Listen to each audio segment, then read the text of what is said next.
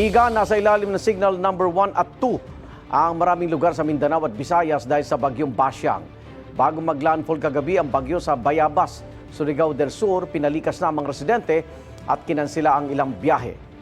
Darito ang unang balita. Mula kagabi hanggang kaninang madaling araw, walang tigil ang ulan sa Tagbilaran City sa Bohol dahil sa bagyong Basyang. Kahapon pa lang makulimlim na ang langit sa lungsod. Malakas na rin ang alon at hangin kaya wala nang mangingisdang pumalaot. Iniangat din nila ang kanilang mga bangka para hindi mapinsala. Itinabi muna ang traffic barrier sa Carlos P. Garcia Avenue para hindi liparin ang hangin.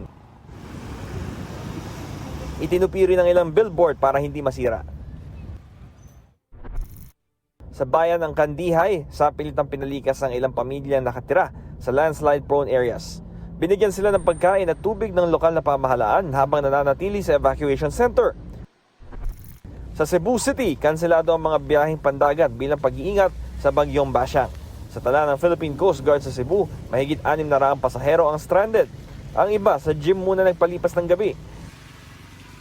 Meron ding iba na naglatag ng folding bed malapit sa pier. Sa Mandaue City, nag-empake at nag-akyat na ng gamit ang isang residente.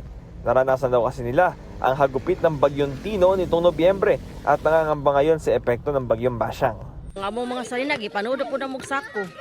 Kay in case of na ay kanang ingoy nga mga bakwit na sa admin niya, ilabi pa ang mga bata. Maayong buntag, Esperanza Hanon. Maulan na rin sa Esperanza, Agusan del Norte.